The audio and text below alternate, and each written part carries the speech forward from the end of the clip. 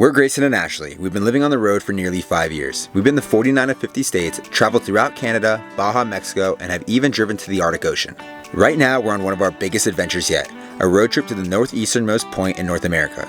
We're documenting our life on the road, places we visit, and everything in between. Come along for our full-time adventure. In this video, we're kicking off our journey north by hitting the road on California's iconic Highway 395, one of the most scenic drives in the state. From dramatic mountain views to unique roadside stops, we're making the most of this stretch and sharing all our adventures along the way.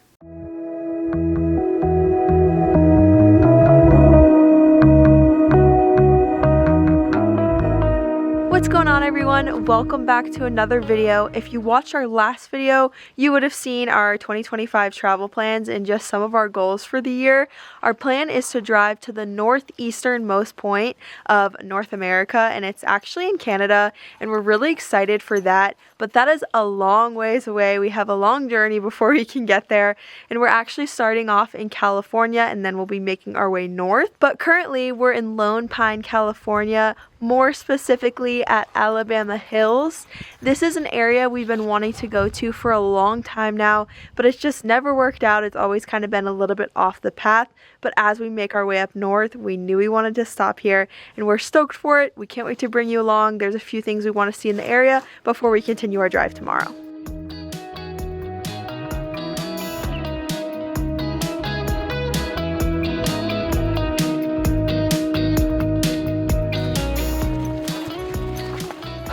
Alabama Hills is a super unique location that's known for these crazy rock formations that are all around us. We're currently walking around where we camped last night. Let me show you how cool this spot is and where we're actually camping. So you can see our camper right there nestled between the rocks, and we are walking on this road that kind of goes all the way around, and super sweet spot. We're actually hoping to maybe put some chairs out and a table to save our spot so we can explore a little bit tonight. And see other things in the area.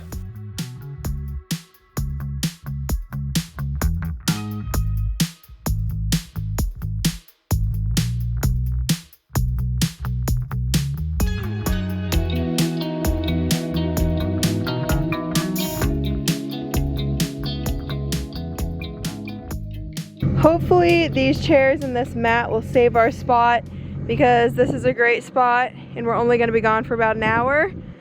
But time will tell.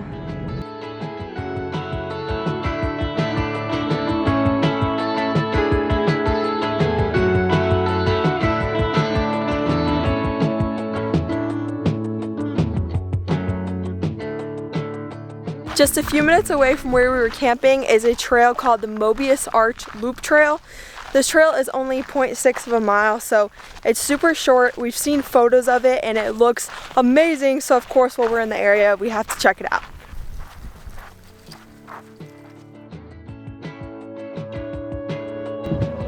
There it is. We have made it to the arch, and it is so beautiful getting here. You get to walk through the beautiful Alabama Hills landscape, and Mount Whitney is actually framed within this arch. You cannot see it from this angle, but in case you didn't know, Mount Whitney is actually the tallest mountain in the lower 48, and so it's super cool to be in this type of landscape, this deserty, outer worldly landscape, and seeing the snow over there kind of far away on the mountain through the arch. The sun sets in about 30 minutes, so we're heading back to the truck now, and then we're gonna drive this road called Movie Road. But it's a super iconic road because it shows the snow-capped mountains in the back that are a lot taller, and then the more jagged mountain / rock formations in the front, and it looks incredible. So we figured we're gonna go head there for sunset, and then we'll go back to our campsite, and hopefully no one moved the chairs that we left out. But honestly, you never really know, so time will tell on that one. Fingers crossed.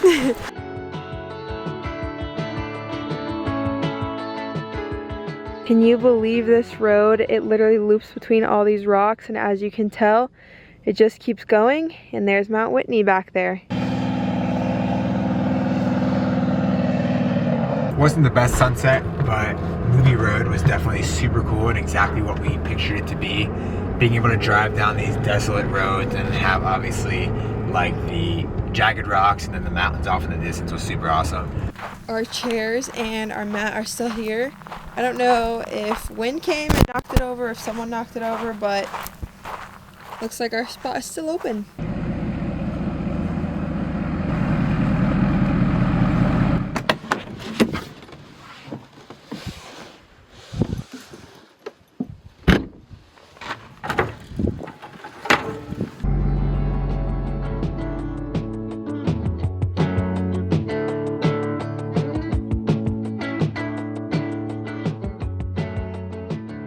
We're making our way out of Alabama Hills and headed towards Reno, which is where we plan to be in about a day or two. And we have a few stops along the way that we're hoping to make, but we're just not really sure of the weather conditions and what's accessible and what's not. So we'll find all that out together. But on our way out of Alabama Hills, we wanted to stop by this rock. This is called Spooky Rock. We saw it on our way in. We don't really know much about it. I don't know if there's information about it or why it's here or anything really, but it's kind of cool to see, so we figured we might as well stop on our way out.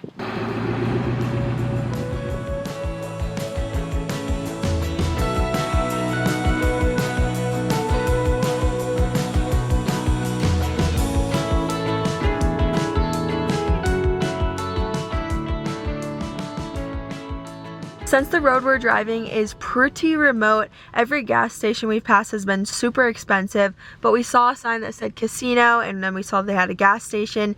And pro tip, anytime there's a casino that has a gas station, usually it's a lot cheaper. So the diesel's $4.69 and the gas is $4.39, which is much cheaper than anything we've passed so far. So we're gonna fill up and continue on.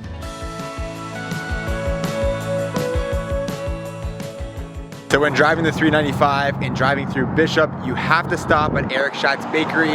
It's a very popular pit stop here on the 395, and it's known for its extensive bread production. It's super busy, and with the size rig that we have, we actually cannot park in the parking lot. We have to park across the street.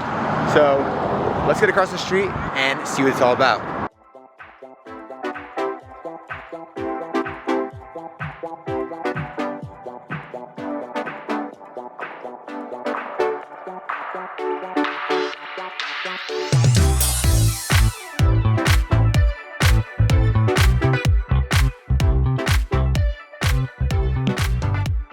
Walking around in this bakery is actually super overwhelming because there are so many options to choose from. So we're kind of just browsing a little bit and then we'll decide what we want.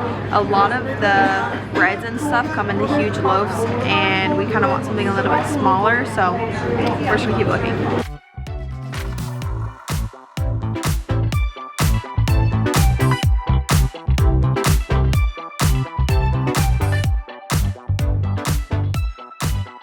What's that one? Crawley.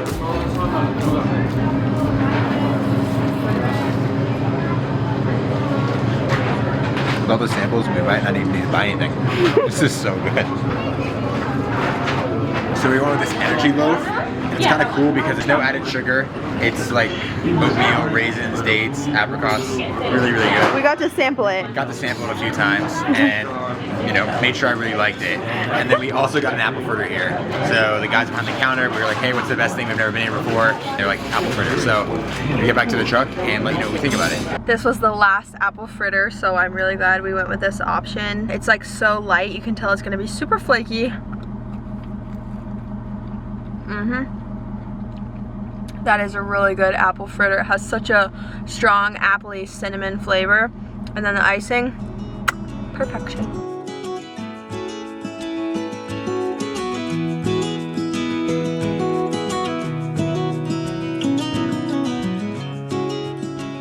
Around 20 minutes north of Bishop is Crawley Lake, and it was formed in 1941 by the Long Valley Dam. And we're currently hiking 4 miles round trip to a spot we're super excited about. This is the road that we're hiking on instead of driving because, as you can tell, this road is pretty rough, and all the reviews said do not try driving this road unless you are a crazy overlander. And we overland, but this is pretty rough. Yeah, you can definitely see how big the ruts are. There was a car that actually passed us as we were like starting to walk down the road, and it was an SUV, and we were like, there's no way they get that far. And we kept walking, we didn't see them, and we turned a corner and there they were coming right back up the road because this is super rutted out and rough.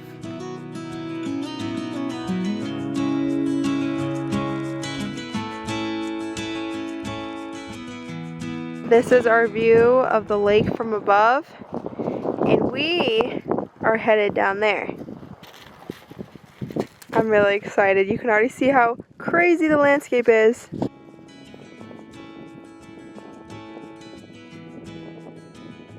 We've made it down to Crawley Lake, or more specifically the Crawley Lake columns. This is what we were really wanting to see when we knew we were driving this road. And you can actually only access these columns a certain time of year, because otherwise this whole area fills up with water. So from above, I think you can see some of it, but you can't see it from where we're standing right now. And these columns were said to have been formed by a volcanic eruption.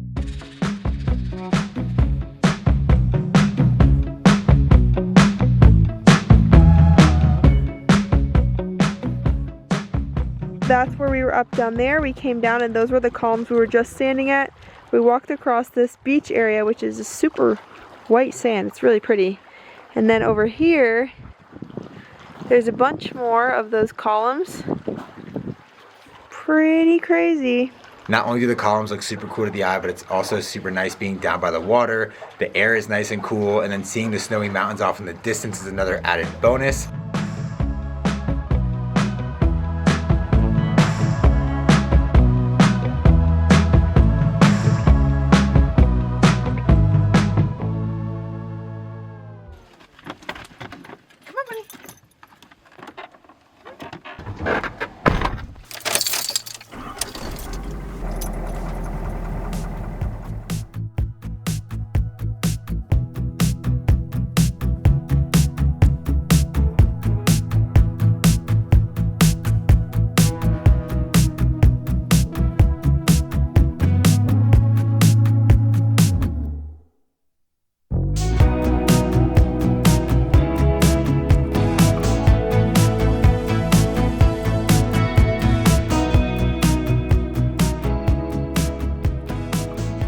It feels like around every 30 minutes on the 395 there's something new to see or do. So around 30 minutes north of where we just were is the Hot Creek geological site, and basically it's a geothermal area that is currently active, that has boiling water, steam vents, as well as occasional geysers. And there's a magma chamber around 3 miles deep that actually heats this water, and it resurfaces every 1,000-ish years, and earthquakes can actually create new hot springs here and cause that geyser to go off. And since the water varies so much in temperature, you're actually not even allowed to enter it, but it's still super cool to check out. From up above at that little outlook, you can look down and see the river, and from up there it doesn't really look like anything more than just a river, other than this spot behind me that has a lot of steam coming off of it. But it's really crazy to see a whole river that is just steaming and bubbling. You can see it boiling. Obviously we've seen hot springs before, we've been in hot springs before, but to see a whole river like this is honestly so different than anything else I feel like we've seen before.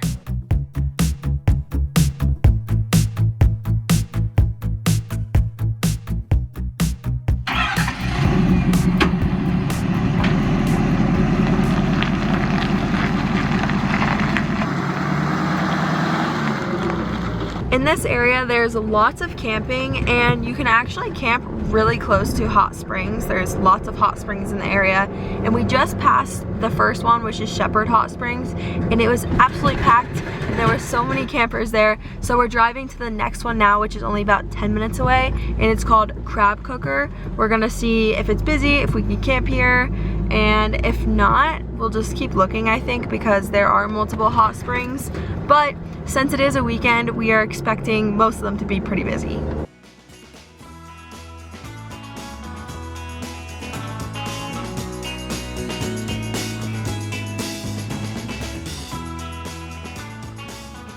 We have found home for the night. We're parking at Willys Hot Spring, and as you can tell, there are a lot of other people here, but we drove past a few other hot springs and a few other just camp spots in general, and they're all taken.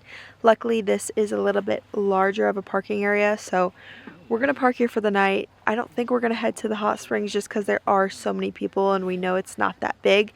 So maybe in the morning if the parking lot clears out a lot, but there are a couple other campers here that are definitely staying the night. So we'll just see how it goes, but we'll stay here for tonight. And as you can tell around us, the views are stunning. So honestly, can't complain.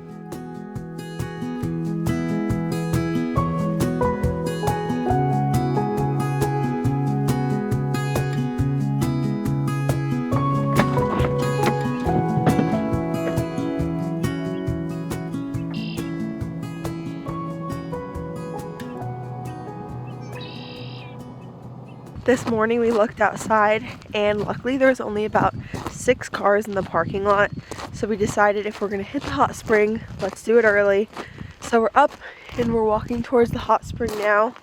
Once we get there, I'm not sure if we'll be able to film it all because there will be other people in there, and of course we want to protect their privacy as well. But it's a beautiful morning to be enjoying some time outside. It's pretty chilly out this morning. I think it got down to about 28 last night, and this morning I think it's around 32. But with the sunshine, honestly, it doesn't feel that cold, but I'm just hoping that the hot spring is super hot.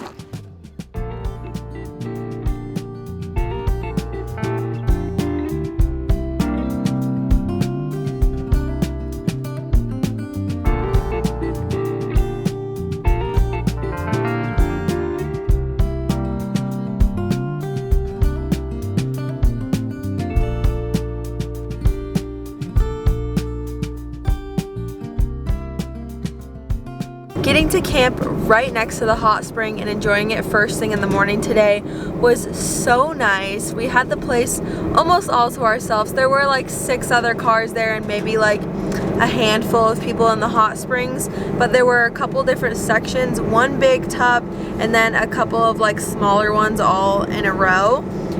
So it was really nice. It didn't feel crowded or anything and we really enjoyed it. And now we are heading towards Reno, which is where we're going to be ending this video, but we're hoping to make a couple of stops along the way. One specifically that we're actually only about 10 minutes away from now. It was a total of about 30 minutes away from where we camped.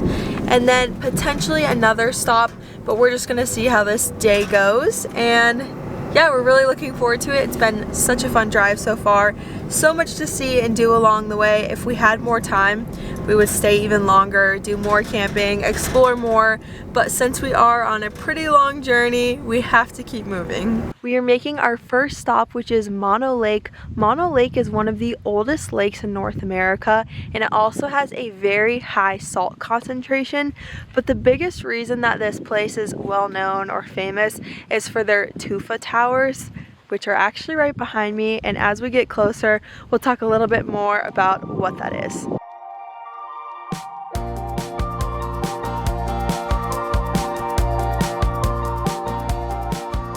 The tufas, or the tufa towers that you're seeing behind me, were actually formed underwater, and basically how this happens is from a chemical reaction when the water from calcium-rich freshwater springs meets the carbonate-rich lake water. And so underneath the water, those two would meet, and the calcium carbonate would then precipitate out around the spring and eventually would kind of just build a deposit like this underwater. And it's super crazy to think about. Now they're above water, and basically that happened because this lake actually only takes water in, no water actually goes out. And at some time in history, people were actually removing too much water to where this obviously was all now revealed from underwater.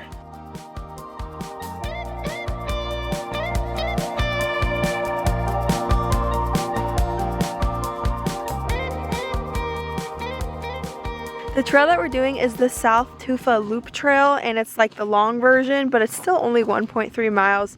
So it's pretty short, super easy walk, and there hasn't been that many people, so we've been able to really enjoy it all for ourselves.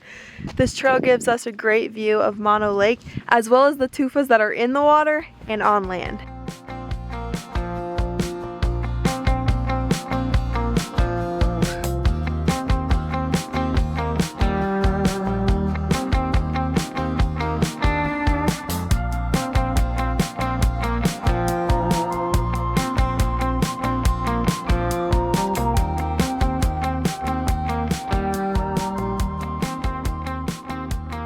The last stop we're making before we finish our drive to Reno is another hot spring.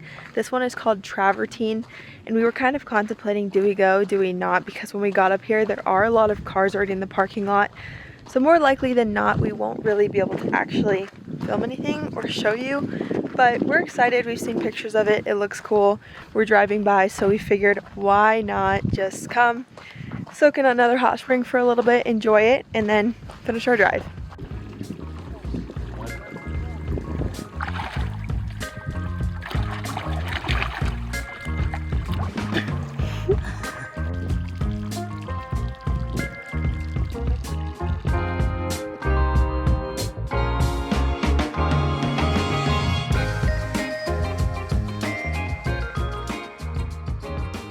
We've just made it back to the camper, got changed out of our bathing suits, and we're getting ready to get back on the road and drive the rest of our drive to Reno. But I'm really glad we didn't let the crowds scare us away because there are quite a few cars in the parking lot. But once we got down there, we realized there actually are more pools than we thought there were.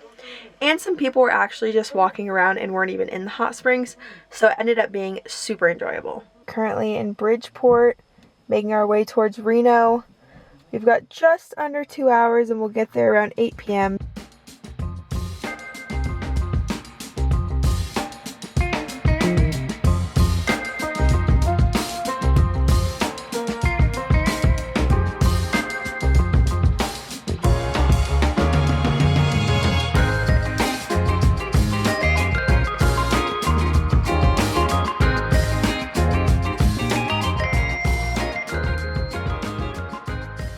We have made it to Reno after driving the 395 over the last few days, and while Reno is not the end of the 395, South Lake Tahoe in California is. We have to end our journey here in Reno because we have a flight out of the Reno airport in the next few days, but we had such a great time driving the 395. We've been in California so many times, and we have never driven the 395. Unfortunately, we've driven a small portion of it, and we are so grateful to have been able to explore it this time around.